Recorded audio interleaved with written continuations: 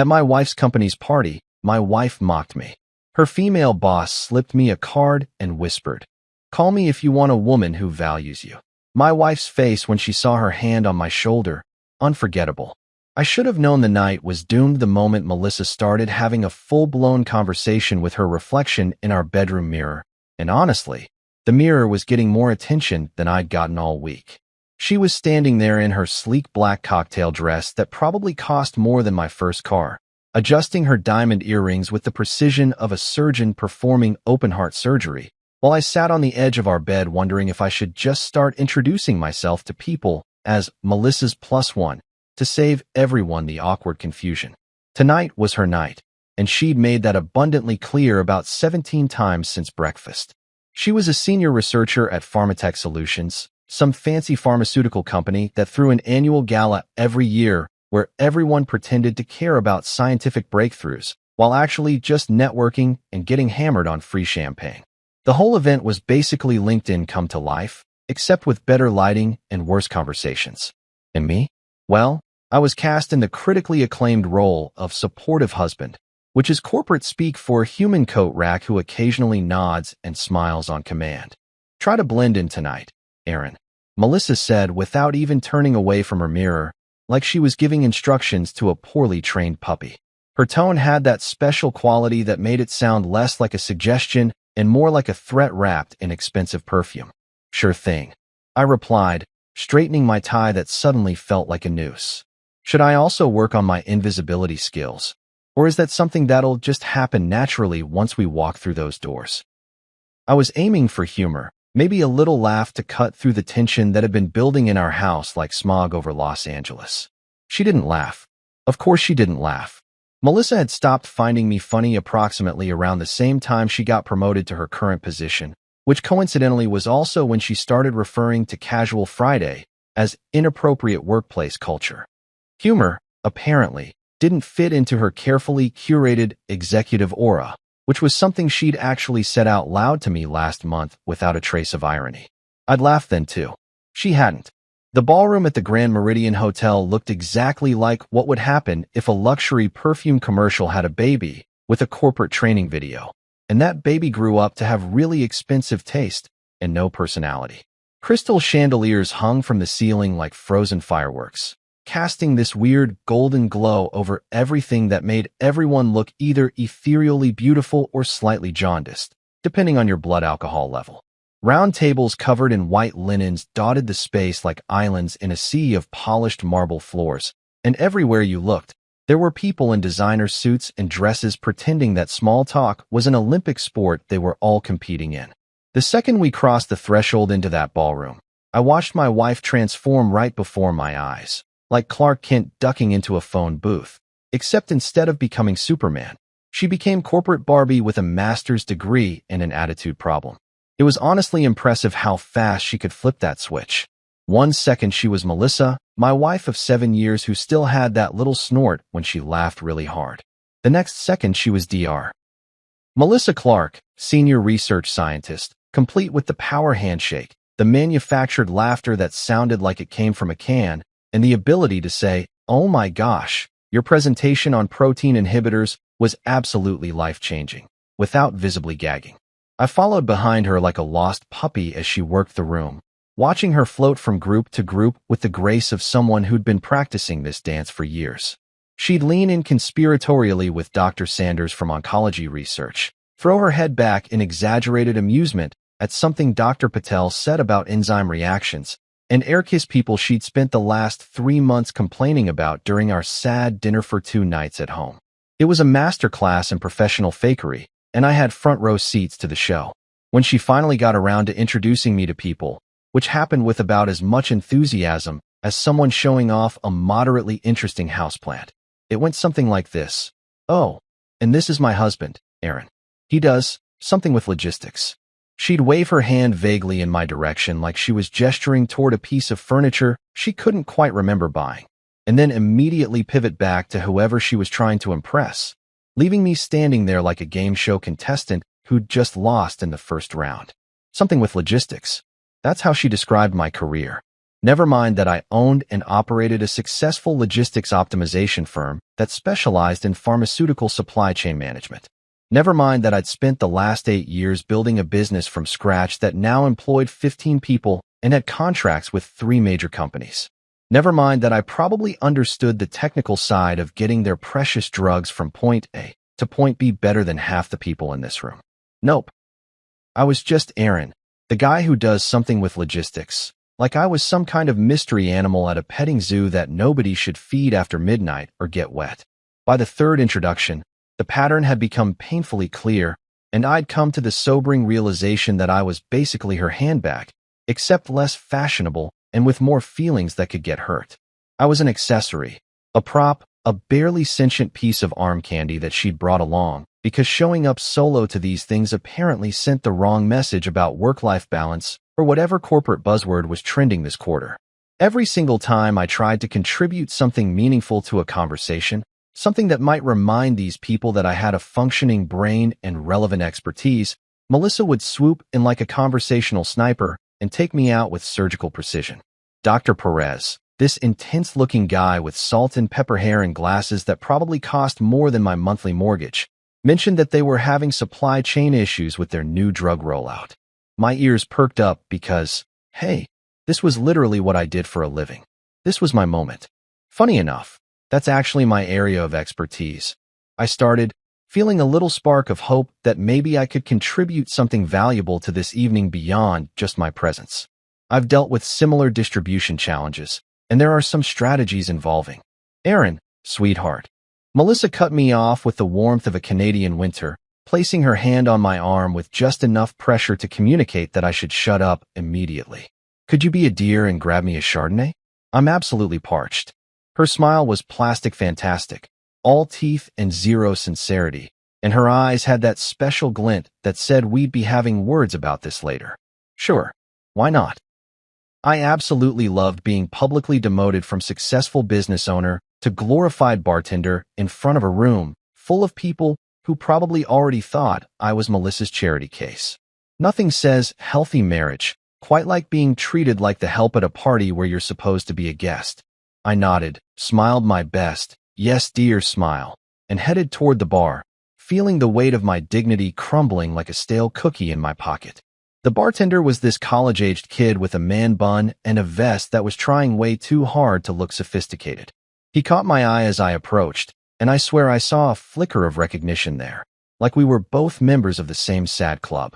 He gave me this look that said, "Hang in there, bro. We've all been there." And I appreciated the solidarity, even if it came from someone who was probably serving drinks to pay for his philosophy degree. "Rough night?" he asked, already reaching for a wine glass because apparently my misery was that obvious. "I'm just doing my internship in humiliation studies," I told him, leaning against the bar. "Pretty sure I'm about to graduate with honors." He chuckled and poured a generous glass of Chardonnay. "On the house, man. You look like you need it more than she does." I grabbed the wine and made my way back through the crowd, weaving between conversations about clinical trials and FDA approvals and drug efficacy rates. All topics I actually found interesting, but apparently wasn't qualified to discuss in my wife's presence. When I found Melissa again, she was deep in conversation with 3 other researchers, their heads bent together like they were plotting world domination or at least the next quarterly report. I held out the wine glass. She didn't even look up. Just reached out with one perfectly manicured hand, took the glass from me like I was a waiter she couldn't be bothered to acknowledge, and kept talking to her colleagues about protein synthesis or enzyme inhibitors or something that probably would have fascinated me if I wasn't busy having an existential crisis about my marriage. I stood there for a moment, hovering awkwardly at the edge of their circle, waiting for an acknowledgement that never came, before finally accepting that I was just part of the scenery and wandering off to find somewhere else to exist. At that point, even the wait staff was starting to feel sorry for me. This young waiter with kind eyes and a tray of canapes actually stopped next to me and whispered, "Sir, would you like me to accidentally spill something on her dress? I'm very good at making things look accidental." His face was completely serious, like he was genuinely offering this service as part of his duties. I actually smiled for the first time all evening. "That's incredibly tempting," I told him honestly, "but no thanks." She already spilled enough on me tonight, and that was purely emotional, so we're probably at our quota for ruined things. He nodded sympathetically and moved on, leaving me standing alone in a ballroom full of people, feeling more invisible than I'd ever felt in my entire life, and wondering at what exact point my marriage had turned into whatever this sad performance was supposed to be. By the time we hit the third round of introductions, I'd fully accepted my new role in life as Melissa's designer handbag, except handbags probably got more respect and definitely didn't have to deal with the emotional whiplash of being married to someone who treated them like an embarrassing tattoo she got in college. At least a purse had a clear purpose and didn't have to stand there pretending to be interested in conversations it wasn't allowed to participate in. I was starting to think those luxury brands had the right idea, just hanging there silently looking expensive without having to contribute opinions or, God forbid, demonstrate actual knowledge about anything. The pattern had become so predictable I could have written a manual on it. Step 1. Melissa approaches a group of colleagues. Step 2. She laughs at something that's not funny and compliments someone's research that she probably hasn't even read. Step 3. Someone acknowledges my existence, usually with a polite, "And you are?" Step 4. Melissa introduces me with all the enthusiasm of someone describing a minor medical condition. Step 5. I'm immediately forgotten, or worse, I try to speak and get shut down faster than a sketchy website on a work computer. Dr. Perez showed up again, this time with his wife Linda, who seemed like an actual human being with a personality, which was refreshing in this sea of corporate robots. They were discussing the nightmare of getting temperature-sensitive medications to rural clinics without the whole batch going bad in transit, which was literally the kind of problem I solved for a living.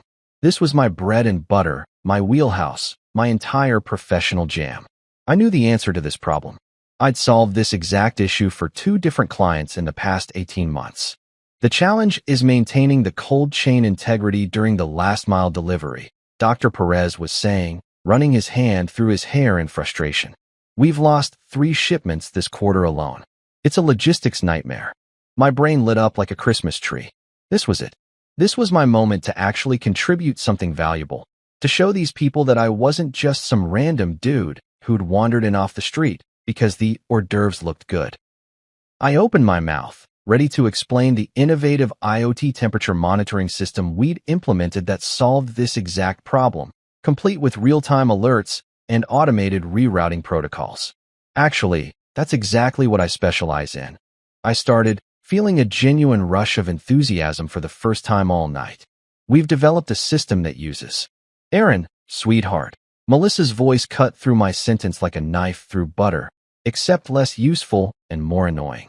Her hand landed on my arm with the grip of someone who was definitely going to have words with me later in the car. Could you be absolutely wonderful and grab me another Chardonnay? This one's gotten warm. She held out her still half-full glass with a smile that would have fooled everyone except me and possibly Linda, who I caught giving Melissa a side-eye that could have stripped paint. Sure. Absolutely. Why would I want to discuss my actual area of expertise when I could instead fulfill my true calling as a mobile beverage delivery service? I took the glass, noting that it was actually still pretty cold, and headed back to the bar for the second time in 20 minutes, feeling my soul slowly leak out through my shoes with each step. The bartender with the man bun saw me coming and actually grimaced in sympathy. Back already? Dude, you okay? Living the dream, I told him, sliding the glass across the bar. The dream where you show up to school naked and everyone's laughing at you. Except it's real life and everyone's just politely pretending you don't exist. He poured a fresh glass, and this time he added what looked like an extra generous pour. My girlfriend treats her laptop better than your wife treats you, and she spilled coffee on it last week. Don't worry, I said, grabbing the wine. I'm building character. We're having a breakdown. Honestly, at this point, it could go either way. I returned with the wine, performing my duties as the world's most educated drinks waiter, and this time I didn't even bother trying to insert myself into the conversation. I just handed Melissa the glass and stood there like a potted plant. Except potted plants probably added more to the ambience and didn't have to deal with the crushing realization that their spouse saw them as nothing more than a convenient accessory. She took the wine without even a glance in my direction, didn't say thank you, didn't acknowledge the favor, just seamlessly continued her conversation about grant funding and research protocols while I stood there wondering if maybe I'd actually died at some point during the evening, and this was just some weird purgatory where I had to watch my wife pretend I didn't exist for all eternity. Dr. Perez's wife Linda caught my eye and mouthed sorry when nobody was looking, which somehow made it worse because it meant other people were noticing this train wreck too. The pity from strangers hits different, you know? It's one thing to feel like garbage. It's another thing entirely when other people can see that you're being treated like garbage and feel bad enough to offer silent sympathy across a crowded room. At one point, I excused myself to use the bathroom, which nobody acknowledged because why would they? And as I walked away, I heard Melissa laugh at something someone said. That real genuine laugh she used to give me back when we first started dating, and I realized I couldn't remember the last time she'd laughed like that at anything I'd said. Maybe 6 months ago? A year? Had it been longer? Even the catering staff had started giving me pitying looks. The same waiter from earlier came by with his tray and whispered, "Hang in there, man. Open bar ends at 10, and there's excellent cheesecake coming out in 15 minutes. Sometimes you gotta find joy in the small things." "Thanks," I told him sincerely. "You're literally the nicest person who's talked to me all night, and I don't even know your name." "Marcus," he said. "And for what it's worth, you seem like a decent dude who deserves better than whatever this is." He gestured vaguely at the whole scene with his tray. "Marcus, you're a gentleman and a scholar," I said. "And yes, I will absolutely be getting that cheesecake." He grinned and moved on, leaving me standing there in my $1,000 suit, feeling like $1,000,000 worth of invisible. That's when she arrived. And I'm not being dramatic when I say the entire energy of the room shifted like someone had just turned up the gravity by about 30%. Dr. Victoria Lane, Vice President of Operations at Pharmatech Solutions, walked into that ballroom like she owned not just the company, but possibly the entire concept of confidence itself. She wasn't tall, maybe 5'7" in heels, but she carried herself like she was 10 feet tall and made of titanium. Her burgundy dress was elegant without trying too hard. Her dark hair was pulled back in a way that said, "I'm here for business, but I also have a life." And when she moved through the crowd, people naturally parted like she was royalty, and they were all just extras in her movie. I watched Melissa's entire body language change the second Victoria entered her field of vision. My wife literally stood up straighter, smoothed down her dress like she was about to meet the Queen of England, and I swear I saw her take a deep breath like she was preparing for a performance review that would determine the rest of her natural life. It was actually kind of fascinating in a sad way, watching someone who'd been so confident and controlling all evening suddenly turn into a nervous, in turn hoping to get noticed by the teacher. Victoria made her rounds, graciously accepting greetings and congratulations on the company's recent FDA approval for some breakthrough drug I'd heard Melissa mention approximately 8,000 times over dinner for the past 6 months. She had this way of making everyone feel like they were the only person in the room when she talked to them, giving them her full attention for those 30 seconds before moving on, leaving them glowing like they'd just been blessed by some corporate deity. And then she looked at me. Actually looked at me, not through me or past me, or at me like I was a curiosity in a museum, but at me like I was an actual person worth acknowledging. She walked directly over to where Melissa and I were standing, and I watched my wife's face go through about 17 different expressions in the span of 3 seconds, settling somewhere between thrilled and terrified. "Melissa, wonderful work on the Phase 3 trials," Victoria said warmly, shaking my wife's hand with genuine appreciation. Then she turned to me with a smile that actually reached her eyes, which was such a foreign concept at this point that I almost didn't know how to process it. "And you must be Aaron. Melissa mentioned you run a logistics optimization firm specializing in pharmaceutical distribution." "Wait, hold up, pause, rewind. Melissa mentioned me? Like, specifically mentioned what I actually did for a living with accurate details and everything?" That was news to me, and judging by the slightly panicked look that flashed across my wife's face, it might have been news to her too. Either Victoria had done her homework, or there'd been some conversation I wasn't aware of where Melissa had actually described my career with something resembling accuracy and respect. "Yes, ma'am," I said, trying not to sound as surprised as I felt. "I work primarily in cold chain logistics and supply chain optimization.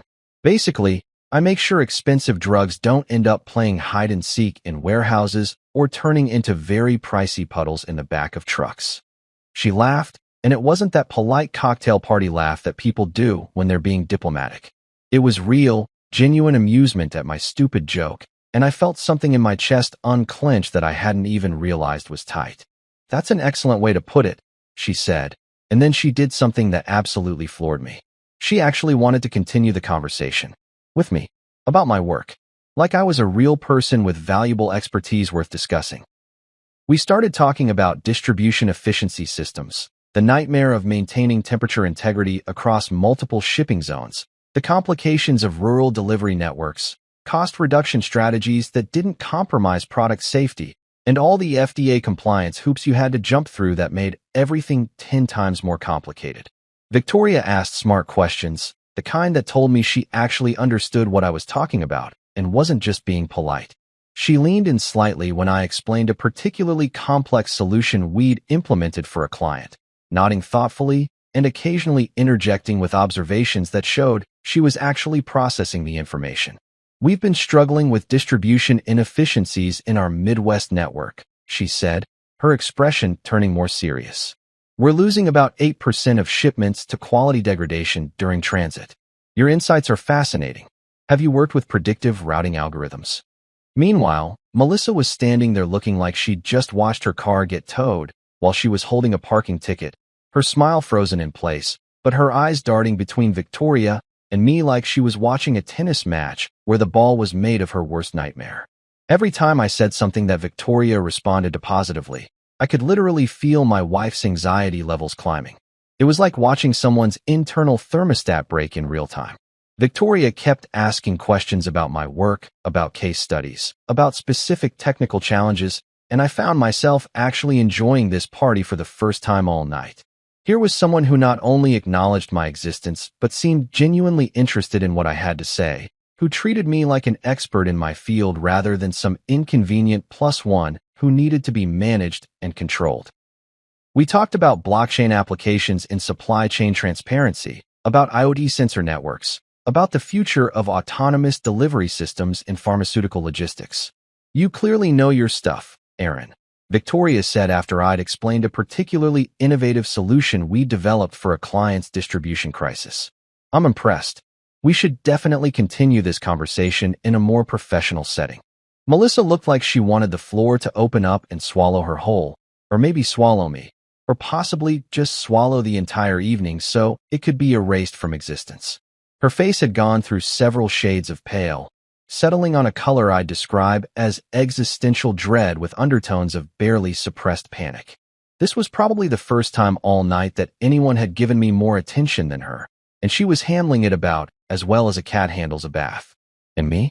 I was just standing there enjoying my little comeback tour, sipping my drink, having an actual intelligent conversation with someone who valued my expertise, and feeling like maybe I wasn't completely invisible after all. It was a nice change of pace from being treated like human furniture.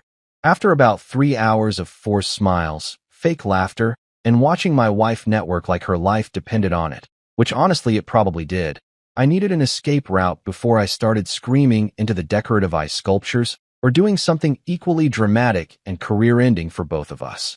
The ballroom had become suffocating, all recycled air and recycled conversations, and I could feel my sanity starting to pack its bags and head for the exit. So I did what any reasonable person would do when faced with an insufferable social situation. I found the nearest door that led anywhere else and took it. The rooftop terrace was like stepping into a different universe, one where the air was actually breathable and you didn't have to pretend to care about quarterly earnings reports. The city stretched out below in a carpet of lights that looked like someone had spilled a jewelry box across the darkness, and the cool night air hit my face like a blessing from whatever deity protected husbands who were slowly losing their minds at corporate events. There were a few heat lamps scattered around, some tasteful outdoor furniture that probably cost more than my first car, and most importantly, there was silence.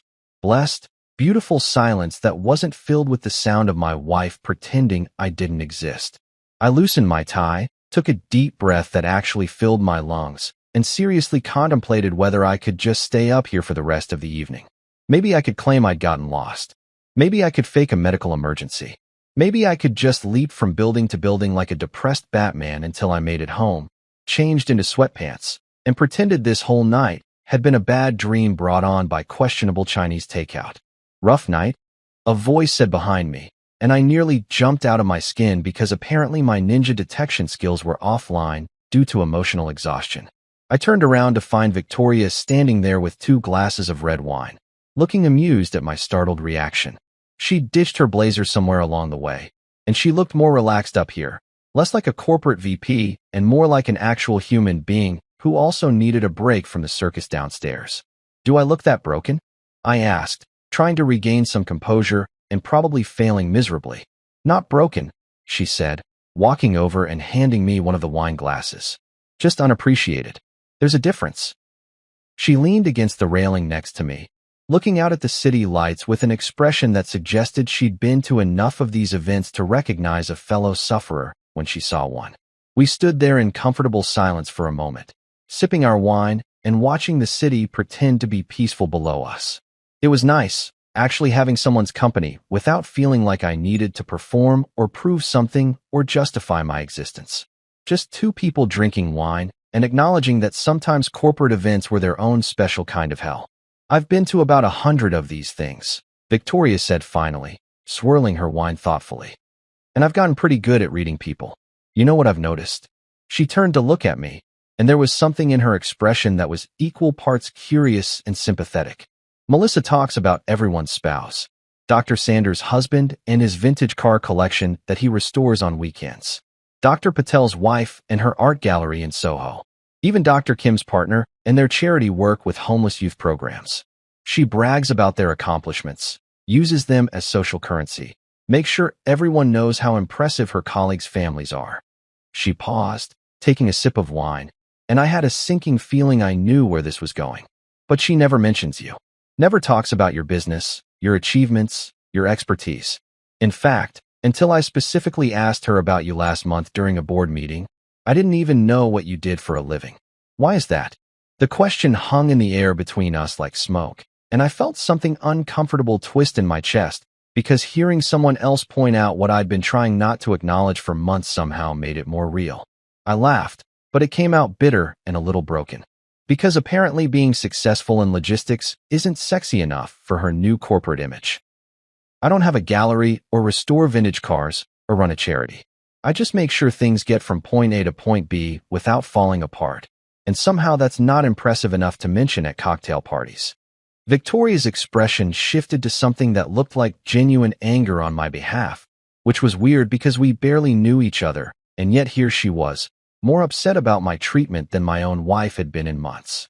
"That's ridiculous," she said flatly. "Do you know how many companies would kill for someone with your expertise? Do you know how much money you could save an organization like ours? Your work is literally the difference between a successful drug launch and a multi-million-dollar disaster. Try telling my wife that," I said, taking a long drink of wine. Pretty sure she sees me as just another box to check on her perfect life checklist. Husband? Check. House in a good neighborhood? Check. Someone to bring to company events so she doesn't look weird showing up alone? Check and check. Victoria was quiet for a moment, studying me with an intensity that should have been uncomfortable but somehow wasn't. Then she smiled, and it was the kind of smile that made you feel like maybe the universe wasn't completely garbage after all. "You know what I think? I think competence is incredibly attractive. Intelligence is attractive. Someone who's genuinely good at what they do and doesn't need to brag about it, that's attractive. And anyone who can't see that is an idiot." Before I could process what was probably the nicest thing anyone had said to me in months, she reached into her small clutch and pulled out a business card, pressing it into my hand. Her fingers lingered there for just a second longer than strictly professional, and when she leaned in closer, I could smell her perfume, something subtle and expensive that probably had a French name I couldn't pronounce. "Call me if you ever want to work with someone who actually values your expertise," she said quietly, and there was something in her tone that suggested she wasn't just talking about business, though she was definitely talking about business too. "And if you ever want to have a conversation with a woman who appreciates what you bring to the table, well, I'm available for that too." Her hand was still on my shoulder, warm and solid and real, and we were standing there in this moment that felt like it belonged in a movie, The kind where the music swells and the city lights twinkle in the background and everything feels charged with possibility. I was very aware of how close she was, how her eyes were locked on mine, how this could very easily turn into something that would complicate my already complicated life in ways I hadn't even begun to consider. And that's exactly when I heard the sound of expensive heels clicking rapidly across the rooftop tiles, followed by a voice that could have frozen nitrogen. Get your hands off my husband. Chapter 5, the meltdown that broke LinkedIn. If you've never seen your wife's face transform from corporate professional to full-blown reality TV meltdown in approximately 0.3 seconds, let me tell you, it's quite the experience. Melissa's expression was this absolutely incredible mixture of pure rage, blind panic, and the kind of jealousy that could probably power a small city if you could figure out how to harness it. Her perfectly applied makeup couldn't hide the fact that she'd gone from, "I'm a successful professional," to, "I will burn this entire building down faster than you could say hostile work environment."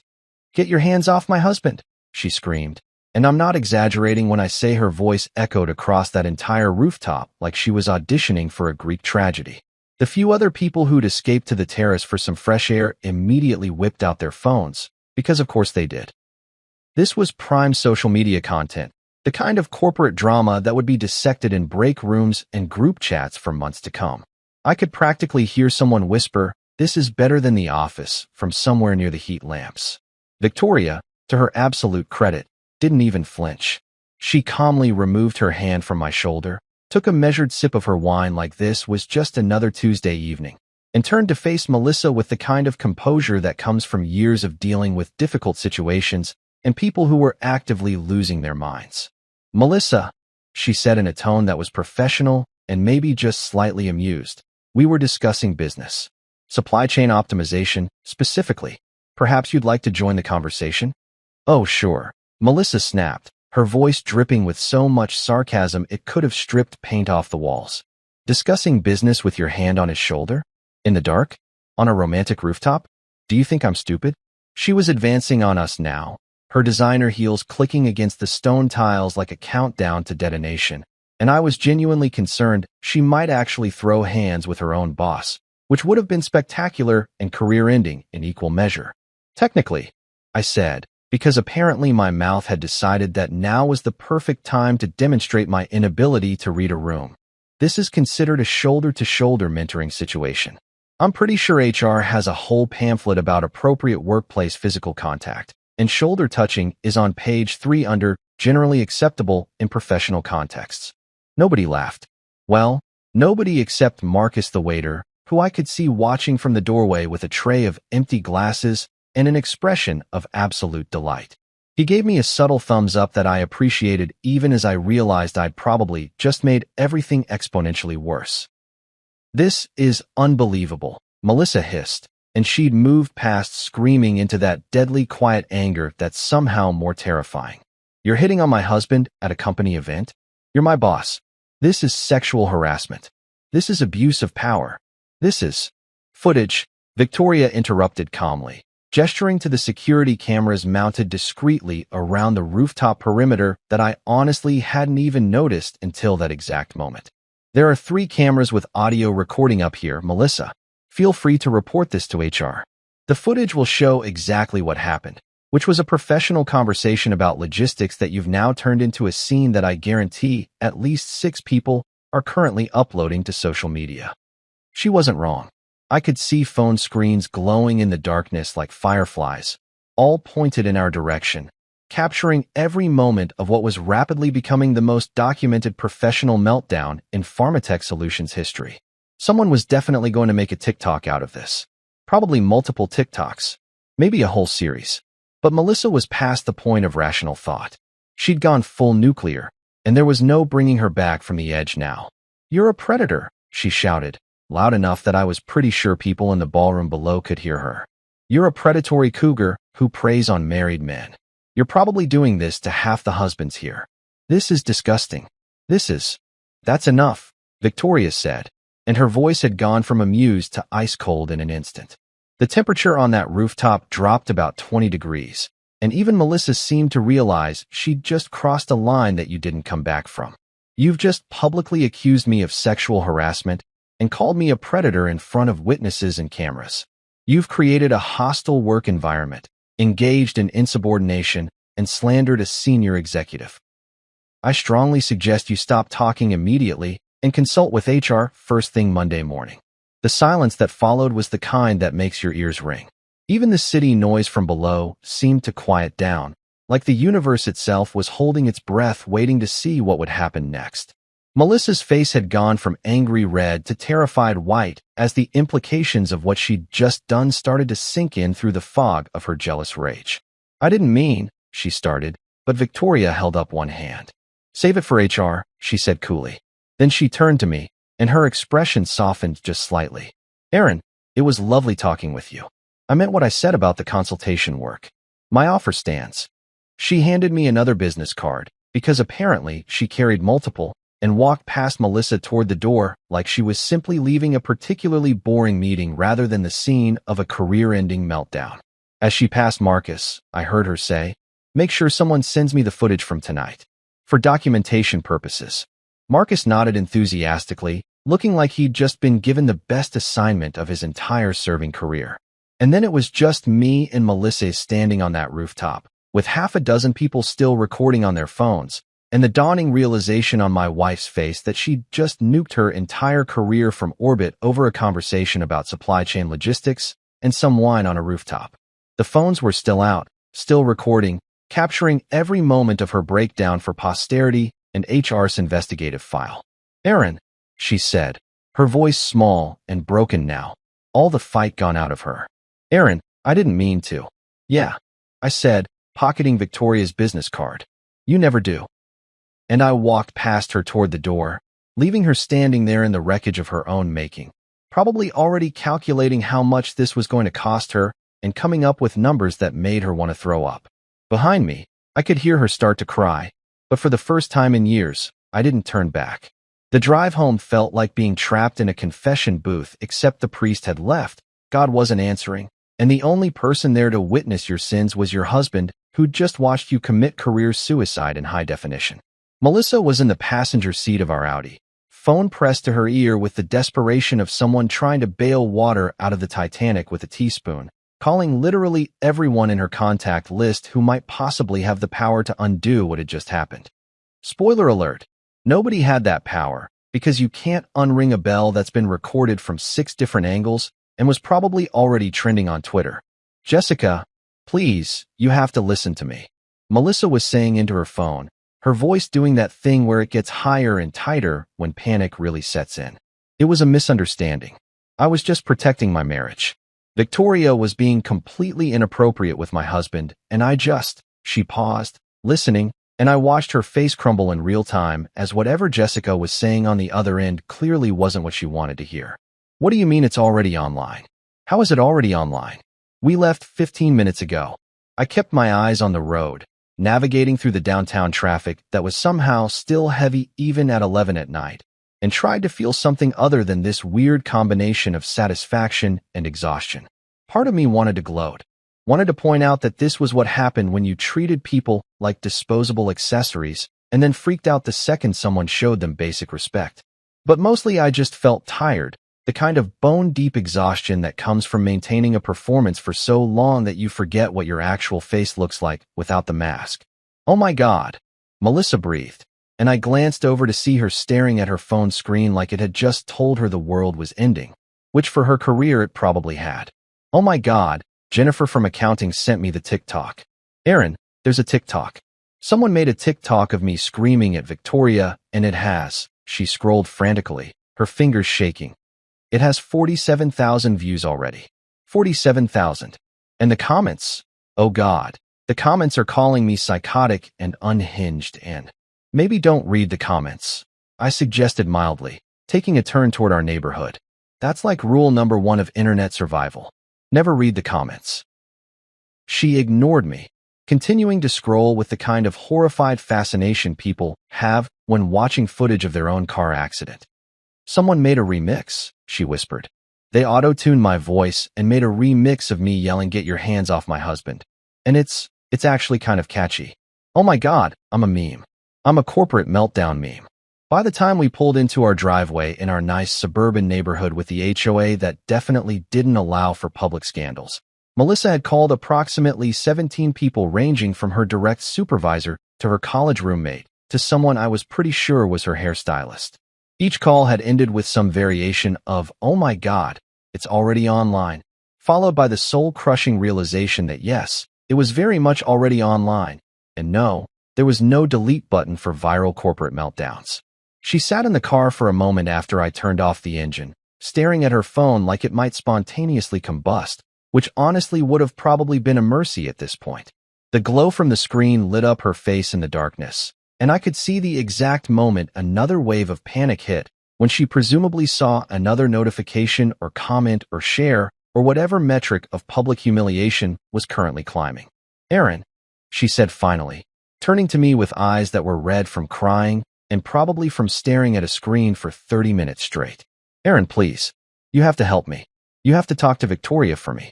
Tell her it was all a misunderstanding. Tell her I was just emotional and I didn't mean any of it. Tell her. Tell her what exactly?" I interrupted, and I was genuinely curious what spin she thought could possibly salvage this situation. "Tell her that you didn't mean it when you called her a predatory cougar in front of half the company and multiple recording devices? Tell her you didn't mean it when you accused your boss of sexual harassment based on absolutely nothing? Which part didn't you mean, Melissa?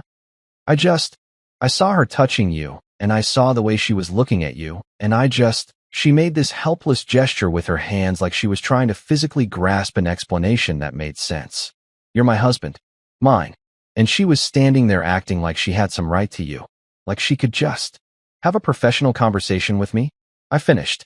Treat me like I had valuable expertise. Acknowledge that I exist and have thoughts worth listening to. Yeah, I can see how that would be threatening considering you've spent the entire evening pretending I was just a mobile drink dispenser. She flinched like I'd slapped her, and maybe I should have felt bad about that, but I really didn't. That's not fair, she said weakly. I was networking. I was trying to make connections and maintain my professional image and I was an inconvenience to that image, I said flatly. I get it. The problem is, you got so wrapped up in maintaining your perfect corporate persona that you forgot I'm an actual person, and when someone else remembered that fact, you lost your mind and nuked your career on a rooftop in front of God and TikTok. We sat there in silence for a moment, and I could hear her phone buzzing continuously with what I assumed were notifications, messages, calls from people who'd seen the footage. The suburban night was quiet around us. All our neighbors probably asleep, or at least pretending to be, unaware that the couple in the colonial with the nice lawn was currently sitting in their driveway, having the kind of conversation that typically preceded major life changes. Should I also explain to Victoria why you called your boss a cougar in 4K resolution? I asked, because apparently I wasn't done yet. Because I'm pretty sure that's the kind of thing that HR tends to frown upon. Actually, I'm not pretty sure. I'm absolutely certain, because I may just do something with logistics, but even I know that publicly slandering your superior is generally considered a career-limiting move. This isn't funny, Aaron, she said, and her voice cracked on my name. You're absolutely right. I agreed, opening my car door. It's not funny at all. It's hilarious. You finally noticed me tonight, Melissa. After months of treating me like I was invisible, you finally saw me. But the only reason you noticed is because your career is currently on fire and you need me to be your emergency extinguisher. That's not really the heartwarming marriage moment you seem to think it is.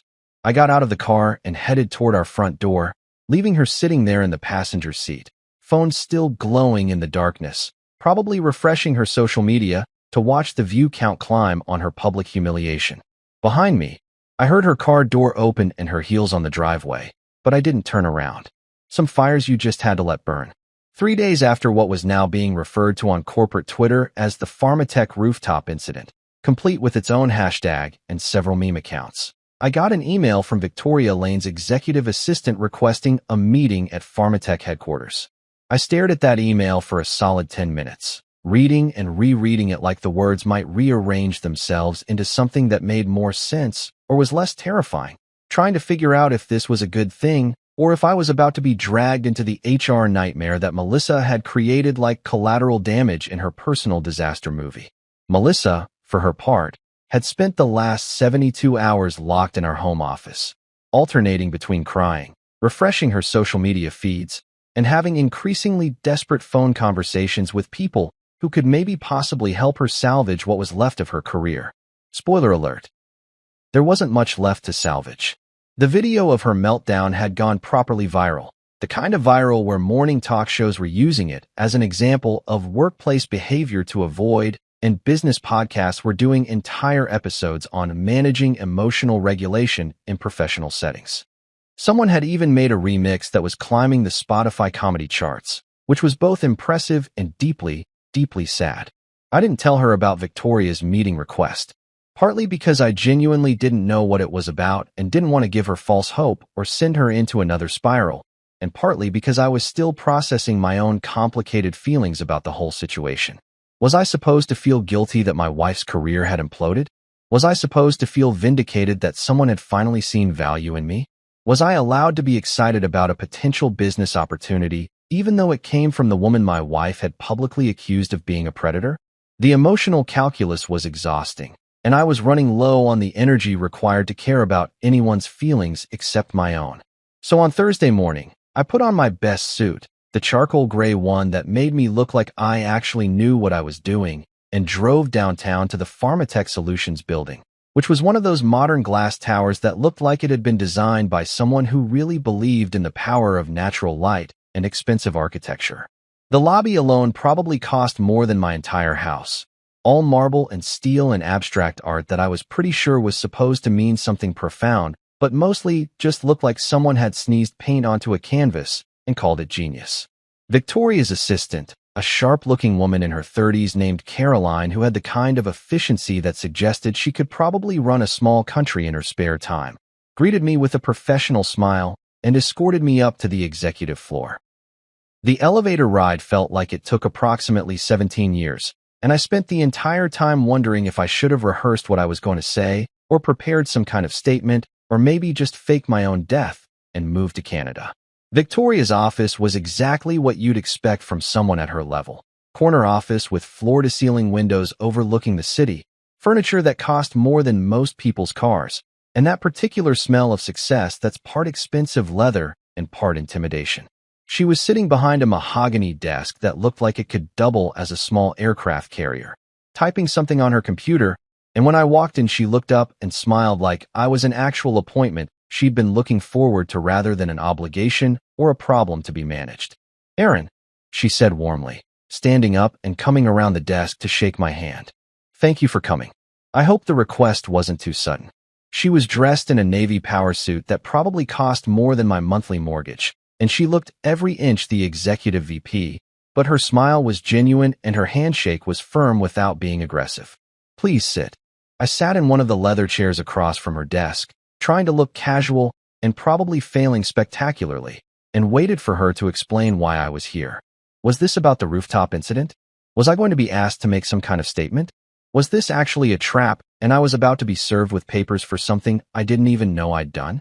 Victoria sat down across from me, not behind her desk, which would have been the power move, but in the other chair, so we were more or less on the same level, and she slid a folder across the small table between us.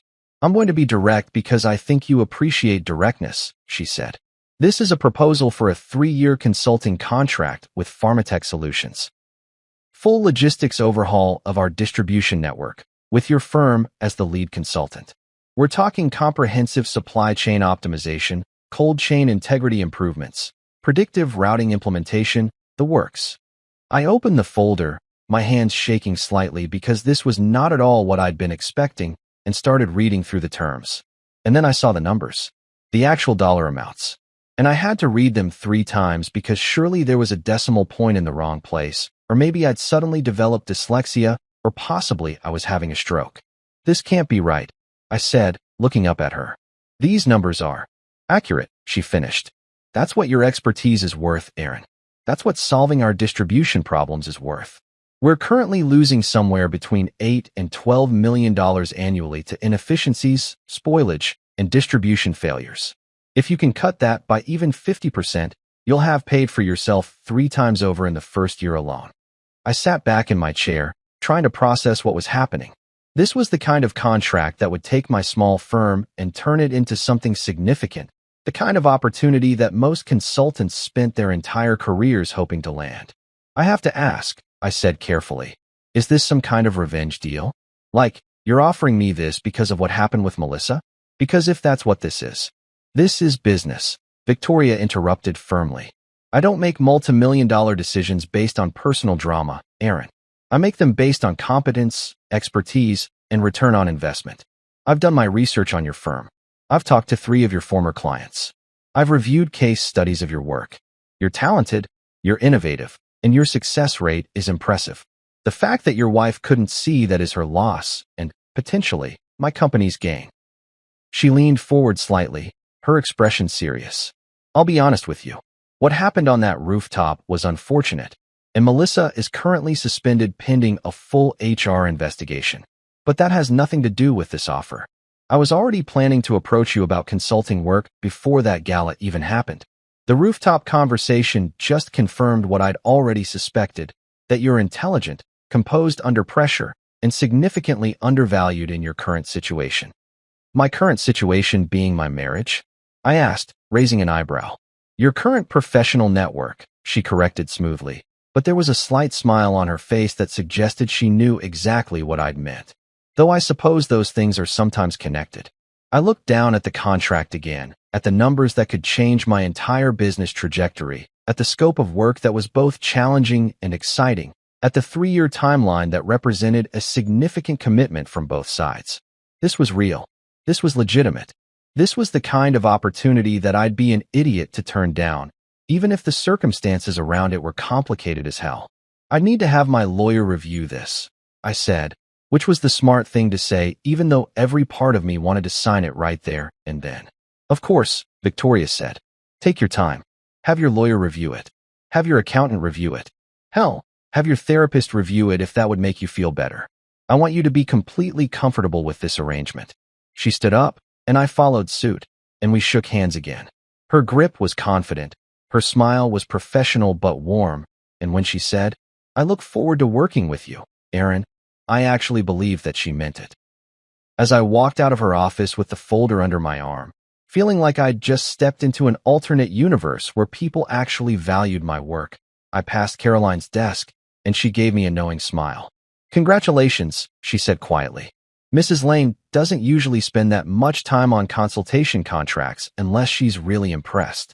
I made it to my car before I called my lawyer, my accountant, and then my business partner Derek, who'd been running our firm with me since we'd started it 8 years ago. Dude, I said when he picked up, you're not going to believe what just happened. Let me guess, Derek said dryly. Your wife's meltdown video hit 10 million views. Better, I said, pulling the contract out of the folder. We just got offered the contract of a lifetime, and my accountant is probably going to faint when I tell him the numbers. There was a pause.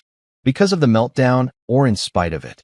Apparently in spite of it, I said, grinning at my steering wheel like an idiot. Turns out being good at what you do actually matters to some people. Huh, Derek said. Wild concept. So when do we start? After my lawyer makes sure this isn't actually a very elaborate prank, I said. But assuming it's real? Soon. Very soon. I hung up and sat in my car in the Pharmatech parking garage, holding a contract that represented everything I'd been working toward for years, offered by a woman who'd seen my value in a single conversation while my wife had spent years overlooking it. The irony wasn't lost on me. Neither was the opportunity. I started the car and headed home, where Melissa was probably still refreshing her social media feeds and trying to figure out how to explain temporary suspension pending investigation on her LinkedIn profile. I didn't know what I was going to tell her about this meeting, or if I was going to tell her anything at all. But for the first time in years, I felt like maybe the story wasn't just about her anymore. Working with Victoria was like stepping through a portal into an alternate dimension where people actually listened when I talked and didn't treat my opinions like suggestions from a moderately intelligent golden retriever. Our first official meeting happened the following Monday in Pharmatech's main conference room, which had one of those huge tables that could probably seat the entire United Nations and a video screen that was larger than my first apartment. I showed up with my laptop, 3 different presentations I'd prepared over the weekend, and the kind of nervous energy that comes from knowing this could either be the beginning of something incredible or a spectacular disaster that would haunt me for years. Victoria walked in exactly on time, because of course she did, followed by her distribution team leads. James from logistics, Patricia from quality assurance, and Marcus from IT, who was thankfully not the same Marcus who'd been serving drinks at the gala, but who seemed equally competent and significantly more sober. They all looked at me with varying degrees of curiosity and skepticism, which was fair because I was basically the new guy who'd been hired under somewhat dramatic circumstances that probably everyone in the building had heard about by now. "All right," Victoria said, settling into her chair at the head of the table and looking directly at me. "Aaron, show us what you've got. And everyone else, I expect you to actually listen and engage. He's here because he's good at what he does, not because of any other reason, and anyone who has a problem with that can take it up with me after this meeting." The room got very quiet very fast, and I realized she'd just preemptively shut down any gossip or speculation about why I was really there. It was a power move that both protected me and made it clear that this was business, period, end of discussion. I kind of loved her for it, in a purely professional way that I definitely wasn't going to examine too closely right now. I launched into my presentation, outlining the problems I'd identified in their current distribution system just from the preliminary data they'd sent me. Temperature inconsistencies during transport, inefficient routing that added unnecessary time and cost, lack of real-time monitoring that meant problems weren't caught until it was too late, and a communication breakdown between warehouses and delivery teams that would have been funny if it wasn't costing them millions. The team started out polite but cautious, but about 15 minutes in, Patricia interrupted with a question about my proposed IoT sensor solution, and suddenly we were having an actual conversation instead of me just talking at people. James wanted to know about implementation timelines. Marcus got excited about the data analytics dashboard I'd mocked up. Patricia had concerns about FDA compliance, which were completely valid, and I had answers that satisfied her. Victoria just sat there watching the whole thing with this expression that I couldn't quite read, but that seemed pleased, taking notes occasionally and letting her team engage without micromanaging the conversation. By the time we wrapped up 2 hours later, we'd mapped out a preliminary implementation strategy, identified the highest priority problems to tackle first, and scheduled follow-up meetings with each department. James actually shook my hand and said, "This is good work, man. Really good work." Patricia nodded approvingly and told me she looked forward to our next meeting. Even Marcus, who'd been the most skeptical at the start, admitted that my technical approach was solid. As everyone filed out, Victoria hung back, and when the door closed behind the last person, she turned to me with a smile that was part professional pride and part something else I definitely wasn't going to think about right now. "That was impressive," she said simply. "You handled their questions perfectly, you addressed their concerns without being defensive, and you got buy-in from a team that typically resists any kind of change. Well done." "Thanks," I said, feeling genuinely good about myself for the first time in months. "Your team is sharp. They asked the right questions." "They did," she agreed. "Because I hire smart people." Speaking of which, she moved a little closer, and I was suddenly very aware that we were alone in this conference room with its glass walls that anyone could see through but nobody could hear through. "How are you holding up?" "With everything." She didn't have to specify what everything meant. We both knew she was talking about Melissa, the suspension, the ongoing HR investigation, the viral videos that were still making rounds on social media. My home life had essentially become a disaster zone where my wife oscillated between blaming me for not defending her and begging me to somehow fix things, neither of which I was particularly interested in doing. "I'm managing," I said honestly. "It's complicated. But this," I gestured at the conference room, the presentation materials, the whole situation. "This is good. This is really good. It reminds me that I'm actually good at something, which is a feeling I'd kind of forgotten about." Victoria's expression softened, and she reached out and touched my arm, just briefly, professionally, but with genuine warmth. "You're more than good at something, Aaron. You're excellent. And I don't just mean professionally, though that's certainly true." She paused, seeming to choose her words carefully. "I know this is a complicated situation. I know there are boundaries we need to maintain, but I want you to know that I see you. Not as Melissa's husband, not as a consolation prize or a revenge plot or whatever people might be saying. I see you as a talented professional who deserves to be valued, and as someone who's probably been underestimated for far too long." There was something in her voice that suggested she wasn't just talking about my professional life anymore, and I felt something shift in the air between us, something charged and complicated and potentially dangerous if we weren't careful. But before either of us could say anything else, her phone buzzed with what was apparently an urgent message, and the moment passed. "I have a board meeting," she said with a slight grimace. "But same time next week?" "And Aaron," she smiled as she gathered her things, "I don't mix business with pleasure as a general rule. But if I did, I'd make sure the pleasure part was just as efficient and well executed as the business part." She walked out, leaving me standing there in that conference room, wondering if she'd just flirted with me or given me a performance review or possibly both, and realizing that for the first time in my marriage, I was actually thinking about what it would be like to be with someone who saw me as an equal rather than an accessory. It was a dangerous thought, the kind that led to complicated decisions and life changes and probably therapy. But damn if it didn't feel good to be seen. 6 months later, I found myself standing in the same Grand Meridian Hotel ballroom where my life had effectively imploded and rebuilt itself in the span of one chaotic evening. Except this time, I wasn't the invisible +1 hovering awkwardly by the bar wondering if anyone would notice if I just left.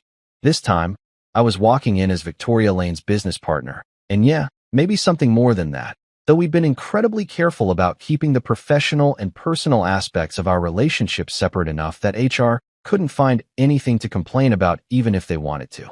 The transformation in 6 months had been nothing short of surreal. My firm had gone from a respectable but small operation to landing 3 major contracts off the back of the Pharmatech success story, which had already saved them over $12 million and was being used as a case study in supply chain optimization that industry publications were actually writing articles about. My team had grown from 15 people to 32. We'd moved into a bigger office that didn't smell like the previous tenant's questionable life choices, and I'd been invited to speak at 2 conferences about pharmaceutical logistics, which was apparently a thing people cared about when you were good at it. Melissa, on the other hand, had been officially terminated from Pharmatech after the HR investigation concluded that she'd created a hostile work environment, engaged in insubordination, and publicly slandered a senior executive with absolutely no evidence to support her claims. The viral video hadn't helped her case, obviously, and neither had the fact that 3 other employees came forward during the investigation to report that she'd been increasingly difficult to work with over the past year. She'd eventually landed a position at some pharmaceutical research facility in Wisconsin, which she described to her mother as a strategic lateral move, but which everyone else understood to be a massive demotion to a place where her main colleagues were probably going to be cornfields and regret. We were separated now, officially, with divorce papers that had been filed 2 months ago and were currently working their way through the legal system at the speed of bureaucracy, which is to say glacially slow but inevitably final. She'd moved out of our house and into an apartment near her new job, taking half the furniture and all of her wounded pride with her. The last conversation we'd had was about dividing up the wedding china, which she'd insisted she wanted even though neither of us had used it in 5 years, and which I'd happily given her, because honestly, good riddance to both the plates and the marriage they represented. Tonight's gala was Pharmatech's annual event again, a full year after the rooftop incident that had launched 1,000 memes, and the energy in the room was completely different from my perspective. Victoria and I arrived together, which raised exactly 0 eyebrows because everyone knew we'd been working closely together and, after 6 months of respectful distance and careful professionalism, we'd finally decided that we were both adults who could make our own decisions about our personal lives without requiring permission from the court of public opinion. She looked stunning in an emerald green dress that probably cost more than my first car, but was somehow understated enough to be elegant rather than showy. And when we walked in together, people actually greeted me by name. Not Melissa's husband, or, that guy from the video, but Aaron Clark, the logistics consultant, or Aaron, great to see you again. It was a weird feeling, being recognized for my own accomplishments rather than as someone's accessory, and I was still getting used to it in the same way you get used to sunlight after living in a cave for too long. Dr. Perez spotted us almost immediately and came over with his wife Linda, who'd apparently become something of a friend over the past few months. "Aaron, Victoria, glad you both could make it," he said, shaking my hand enthusiastically. I was just telling Linda about how your routing optimization saved our Midwest distribution network. We haven't lost a single temperature-sensitive shipment in 4 months. For months. That's unheard of. That's what happens when you actually implement proper monitoring systems instead of hoping for the best and praying to the logistics gods, I said with a grin, and Linda laughed. I have to say, Linda added, glancing between Victoria and me with an expression that was knowing but kind. You two make a much better team than some other combinations we've seen at these events. She didn't say Melissa's name, but she didn't have to. We all knew exactly what combination she was referring to, and the ghost of that disaster was still floating around this ballroom like an awkward specter that everyone was politely pretending not to notice. Victoria slipped her hand into mine, which was a gesture that was both professional enough to be appropriate and personal enough to make a statement, and smiled at Linda. I believe in partnering with people who actually bring value to the table, she said smoothly. In business and in life.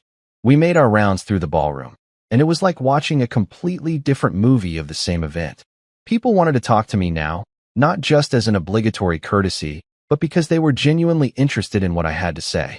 James from Logistics pulled me aside to discuss expanding our contract to cover their European distribution network. Patricia from Quality Assurance introduced me to her counterpart from another pharmaceutical company who was interested in our services. Even the bartender, a different kid with better hair than the man-bun guy from last year, gave me a nod of recognition like I was a regular who deserved respect.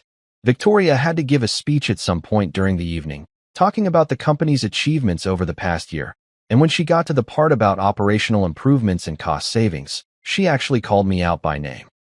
Our partnership with Aaron Clark's firm has resulted in unprecedented improvements to our distribution efficiency, she said, gesturing toward where I was standing near the back of the crowd, trying not to look too pleased with myself.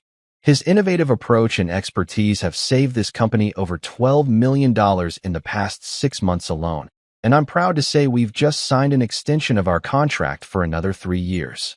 The room applauded, and I felt my face get hot because public recognition was still weird even when it was positive. But Victoria was looking at me with this expression of genuine pride and maybe something else that made my chest feel tight in a way that had nothing to do with professional accomplishment. When she finished her speech and made her way back to me through the crowd, she was intercepted approximately 17 times by people who wanted to congratulate her or network or discuss business opportunities. But she kept glancing over at me like she was making sure I was still there, still real, still part of this life she was building. When she finally reached me, she took my hand again and leaned in close enough that I could smell her perfume, something sophisticated that probably had a French name I couldn't pronounce. "Want to get some air?" she asked quietly, and there was something in her voice that made it clear she wasn't just talking about escaping the crowd for a breather. Last time we got air at one of these things, it ended in viral infamy and an HR investigation, I pointed out, but I was already moving toward the exit with her. "Yes, but this time you're here with someone who actually appreciates you," she said, and the smile she gave me was warm and real and a little bit dangerous in the best possible way. And I promised not to scream at anyone on the rooftop. We made it to the same rooftop terrace where everything had fallen apart a year ago, except this time the air felt different, lighter, like the universe had decided to give us a do-over on that entire evening. The city lights spread out below us like a promise, and Victoria turned to face me with an expression that was part professional pride and part something that had nothing to do with business contracts or logistics optimization. "You know what I realized?" she said, reaching up to loosen my tie slightly, her fingers lingering at my collar in a way that was definitely not HR approved. "A year ago, I watched a talented man being treated like he was invisible by someone who should have been proud to stand next to him. And I thought, what a waste. What an absolute waste of potential. And now," I asked, my voice coming out rougher than I intended, "now I get to watch that same man walk into a room and command respect because he earned it," she said softly.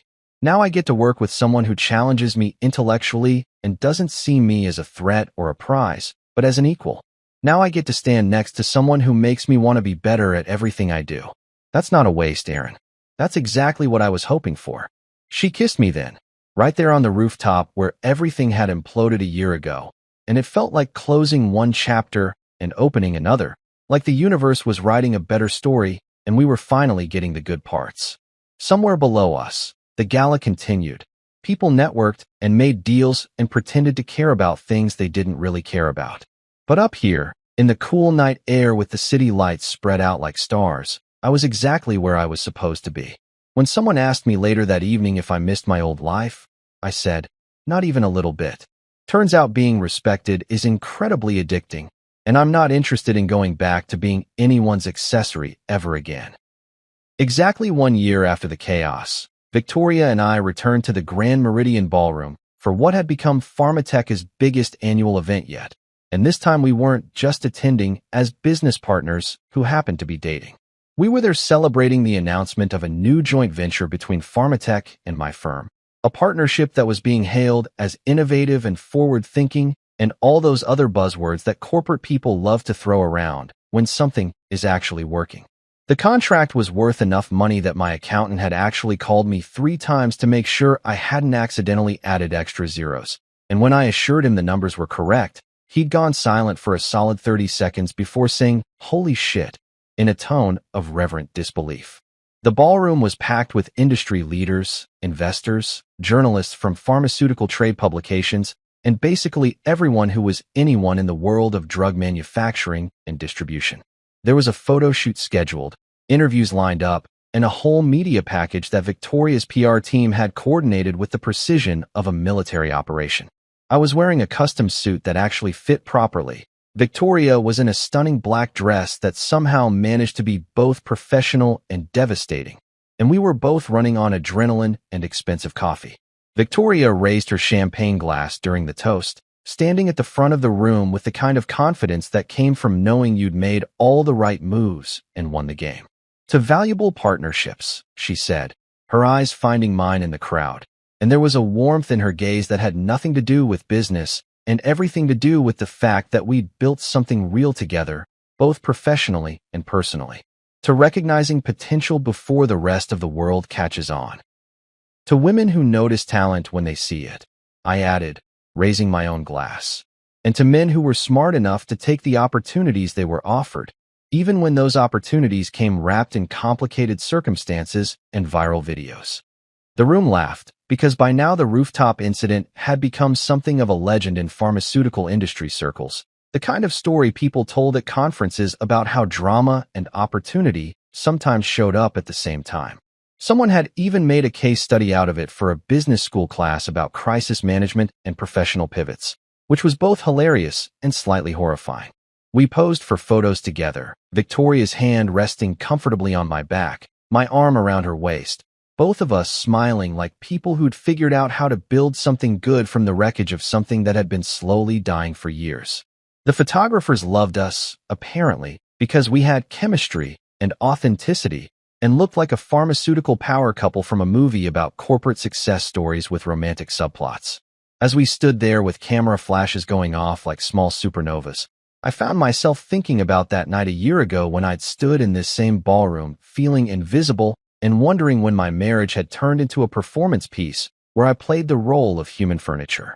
I thought about Melissa's face when she'd seen Victoria talking to me on the rooftop, that mixture of jealousy and panic and rage that had burned her entire career to the ground in about 30 seconds. I thought about the car ride home, her desperate phone calls, the way she'd looked at me like I was supposed to fix everything she'd broken.